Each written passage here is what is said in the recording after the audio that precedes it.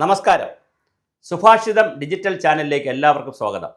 നല്ലൊരു സുപ്രഭാതം കൂടി നമ്മൾ എല്ലാവർക്കും ആശംസിക്കുന്നു. മനുഷ്യൻ്റെ നന്മയുള്ള ജീവിതത്തെക്കുറിച്ച് ചിന്തിക്കുമ്പോൾ അവൻ്റെ ആവലാതികളും ദുഃഖങ്ങളും സങ്കടങ്ങളും പ്രയാസങ്ങളും പരാതികളും പരിഭവങ്ങളും സാമൂഹ്യ ചർച്ചയ്ക്ക് വെച്ചുകൊണ്ടേ ജനാധിപത്യത്തിൽ നമുക്ക് പരിഹാരം നേടാൻ കഴിയുകയുള്ളൂ എന്നുള്ളത് ഒരുതരം ഗതികേട് കൂടിയാണ്. പക്ഷേ അതുകൊണ്ട് തന്നെ സുഭാഷിതം ചാനൽ പോലുള്ള ചാനലുകൾക്ക് വലിയ സാമൂഹ്യ പ്രസക്തി ഉണ്ടെന്ന് ഞങ്ങൾ മനസ്സിലാക്കുന്നു. ഒരുപാട് അശരണരായ, നിരാലംബരായ, നിരാശരായ ആളുകളുടെ പ്രശ്നങ്ങളോടൊപ്പം തന്നെ ഞങ്ങൾ സർക്കാർ ഉദ്യോഗസ്ഥരുടെയും ഒക്കെ നിരവധി പ്രശ്നങ്ങൾ ഞങ്ങൾ ചർച്ച ചെയ്യുന്നു.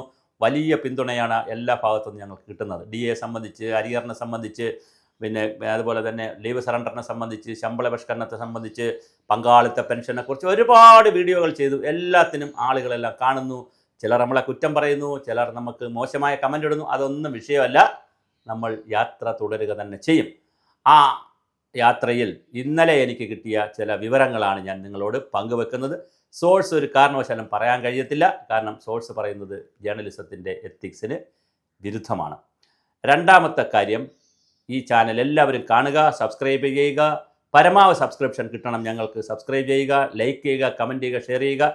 ഇതിലൊരു ഗൂഗിൾ പേ നമ്പർ വെച്ചിട്ടുണ്ട്. നിങ്ങളാൽ കഴിയുന്ന എത്ര ചെറിയ സംഭാവനയും ഞങ്ങൾക്ക് അയച്ചു തരിക. നിങ്ങളുടെ പരാതികൾ, ആവലാതികളൊക്കെ ഞങ്ങളുടെ വാട്സപ്പ് നമ്പറിൽ അയച്ചു തരിക. ധാരാളം ആളുകൾ അയച്ചു തന്ന പോലീസുകാരെ സംബന്ധിക്കുന്ന പുതിയൊരു വിഷയമാണ് ഞാനിവിടെ അവതരിപ്പിക്കുന്നത്. ആദ്യമായിട്ടാണ് പോലീസുകാരുടെ ഒരു വിഷയം അവതരിപ്പിക്കുന്നത്. Armed reserve police ARP closed എന്ന് പറയുന്ന ഒരു വിഭാഗമുണ്ട്. അത് armed reserve police ARP close ചെയ്തിട്ട് അവരെ ബറ്റാലിയനിലേക്ക് കൊണ്ടുപോയി. അങ്ങനെ കൊണ്ടുപോയപ്പോൾ ഒരു 10-500 പേര് അങ്ങോട്ട് പോയി. ആ പോയതിൽ ഓഫീസർമാരുണ്ട്, സാധാ പോലീസുകാരുമുണ്ട്, സിവിൽ പോലീസ് ഓഫീസർമാരുണ്ട്, അത് പിന്നെ ഓഫീസർമാരുമുണ്ട്. യഥാർത്ഥത്തിൽ ശമ്പള പരിഷ്കരണം വരുമ്പോഴാണ്, ഓരോ ശമ്പള പരിഷ്കരണം വരുമ്പോഴും HRA ഹൗസ് റെൻ്റ് അലവൻസ് എല്ലാവർക്കും കൊടുക്കും. അത് ശമ്പളത്തിൻ്റെ 10% തുകയാണ് എല്ലാവർക്കും കൊടുത്തു വരുന്നത്. അതെല്ലാവർക്കും കൊടുക്കും. പക്ഷേ ഇത് ഓരോ ശമ്പള പരിഷ്കരണം വരുമ്പോഴും അതിനകത്ത് അനാമലി വരും. അനാമലി എന്ന് പറഞ്ഞാൽ ചിലത് വിട്ടുപോകും, ചിലത് അഡീഷൻ വരും, ചിലത് ഡിലീഷൻ വരും. ചില ആളുകൾക്ക് വലിയ ശമ്പളം കിട്ടും. അതൊക്കെ ഈ ഗവൺമെൻറ്റിനെയും രാഷ്ട്രീയത്തെയും ജാതിയും മതം വർഗം ഗോത്രം സെക്രട്ടേറിയറ്റിൽ തയ്യാറാക്കുന്ന ഓഫീസർമാർ അവർക്കൊക്കെ സ്വാധീനിക്കുന്ന അനുസരിച്ച് പലതും ഡിലീറ്റ് ചെയ്ത് പോകും, പലതും കയറി വരും. അങ്ങനെ ചിലർക്കാണെങ്കിൽ വലിയ ശമ്പളം കിട്ടും. നമ്മൾ വിചാരിക്കാത്ത ശമ്പള സ്കെയിലായിരിക്കും ചിലർക്ക് കിട്ടുന്നത്, ചിലർക്ക് വളരെ മോശം ശമ്പള സ്കെയിൽ. അങ്ങനെയൊക്കെ വരും. അതോടൊപ്പം ഈ മറ്റാനുകൂല്യം, ഇപ്പോൾ HRA അതുപോലെ തന്നെ DA ഇതേപോലെ ആനുകൂല്യങ്ങളൊക്കെ, DA പിന്നെ പൊതുവായിട്ട് വരുന്നതായതുകൊണ്ട് ഇടപെടാൻ പറ്റത്തില്ല. പക്ഷേ HRA പോലുള്ള ആനുകൂല്യങ്ങൾ ചിലർക്ക് മിസ്സായി പോകും. ARPമാരായിട്ട് നിന്നപ്പോൾ അവർ ക്യാമ്പിൽ കിടക്കുന്നവരാണ്. അപ്പോൾ അവർക്ക് എന്ത് വേണ്ട, HRAയുടെ ആവശ്യമില്ല. പക്ഷേ അത് ക്ലോസ് ചെയ്ത് അവർ ബറ്റാലിയനിലേക്ക് പോയപ്പോൾ കുറച്ച് പേർ ക്യാമ്പിൽ കിടക്കേണ്ടി വരുന്നു, കുറച്ച് പേർക്ക് വീട്ടിൽ പോകാം. ഇവിടെ വീട്ടിൽ പോകാൻ പറ്റുന്നവർക്കും എന്ത് കൊടുക്കുന്നില്ല, HRA കൊടുക്കുന്നില്ല.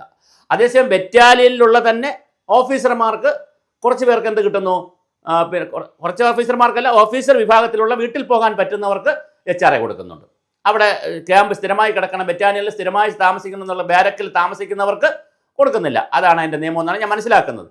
തിരുത്തുണ്ടെങ്കിൽ നമുക്ക് വീഡിയോ ചെയ്തോളാം. എന്തായാലും ഞാൻ മനസ്സിലാക്കുന്ന ബാരക്കിനുമായിട്ട് അറ്റാച്ച് ചെയ്തപ്പോൾ, ബറ്റാലിയനുമായിട്ട് അറ്റാച്ച് ചെയ്തപ്പോൾ ബാരക്കിലുള്ളവർക്ക്, ഇതെല്ലാം സാങ്കേതിക പദങ്ങളാണ്, ബാരക്കിലുള്ളവർക്ക് അവിടെ കിടക്കുന്നവർക്ക് എന്തായാലും കൊടുക്കേണ്ട കാര്യമില്ല. അവർ അവിടെയാണല്ലോ കിടക്കുന്നത്, അവർക്ക് പിന്നെ HRA കൊടുക്കാൻ പറ്റത്തില്ല, രണ്ടും കൂടെ പറ്റത്തില്ലല്ലോ. അപ്പോൾ അതേസമയം വീട്ടിൽ പോകുന്ന ഓഫീസർമാർ, വീട്ടിൽ പോകുന്ന മീൻസ് വീട്ടിലേക്ക് പോകാൻ അനുവാദമുള്ളൊരു വിഭാഗമുണ്ട്, അവിടെ താമസിക്കേണ്ട എന്നുള്ളവർ, അങ്ങനെയുള്ളൊരു 10-500 പേർക്ക് HRA കൊടുക്കുന്നില്ല. ഈ വിഷയം ഗൗരവമായ DGPയുടെ ശ്രദ്ധയിലൊക്കെ വരികയും ഗവൺമെൻറ്റിലേക്ക് എഴുതുകയും സംഘടനകൾ തന്നെ പരാതി കൊടുക്കുകയൊക്കെ ചെയ്തു. പക്ഷേ 11ാം പേ കമ്മീഷൻ്റെ കഥയെ കഴിഞ്ഞാൽ അടുത്ത പേ കമ്മീഷൻ വരാറായി. അടുത്ത പേ കമ്മീഷൻ വരാൻ സമയത്തും കഴിഞ്ഞ പേ കമ്മീഷനിലെ ഈ അനാമലി അല്ലെങ്കിൽ ഈ അസമത്വം പരിഹരിച്ചിട്ടില്ല എന്ന് പറഞ്ഞാൽ നമ്മുടെ ജനാധിപത്യത്തിന് എന്തോ തകരാറുണ്ട്, നമ്മുടെ സംവിധാനങ്ങൾക്ക് എന്തോ തകരാറുണ്ട്. ക്രമസമാധാന നില നോക്കുന്ന പോലീസ് ഉദ്യോഗസ്ഥർക്ക് കിട്ടേണ്ട ആനുകൂല്യങ്ങൾ കൊടുക്കണ്ടേ? നമ്മൾ ഏത് വിഭാഗമായാലും കിട്ടേണ്ടവർക്ക് കിട്ടേണ്ടത് കൊടുക്കണം.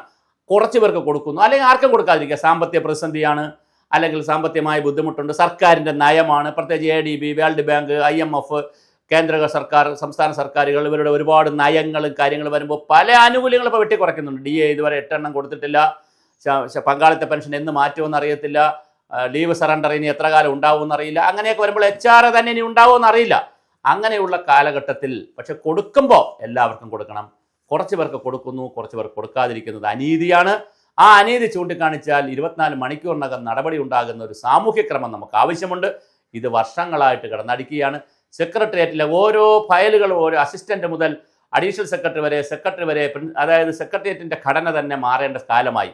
അവിടെ അസിസ്റ്റൻറ്റിൽ തുടങ്ങി assistant, SO, under secretary, deputy secretary, joint secretary, പിന്നെ അത് കഴിഞ്ഞിട്ട് പിന്നെ secretary, additional secretary, additional chief secretary, പിന്നെ അത് കഴിഞ്ഞിട്ടാണ് ചീഫ് സെക്രട്ടറി, പിന്നെയാണ് ഇങ്ങനെ പോവുകയാണ് ഈ സിസ്റ്റം.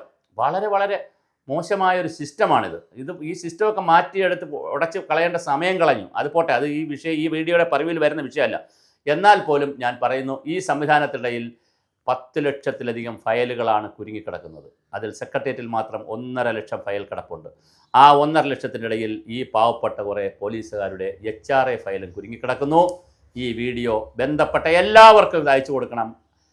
നമ്മുടെ ആഭ്യന്തര വകുപ്പിൻ്റെ അഡീഷണൽ ചീഫ് സെക്രട്ടറിയുടെ ഓഫീസിലും അയച്ചു കൊടുക്കണം.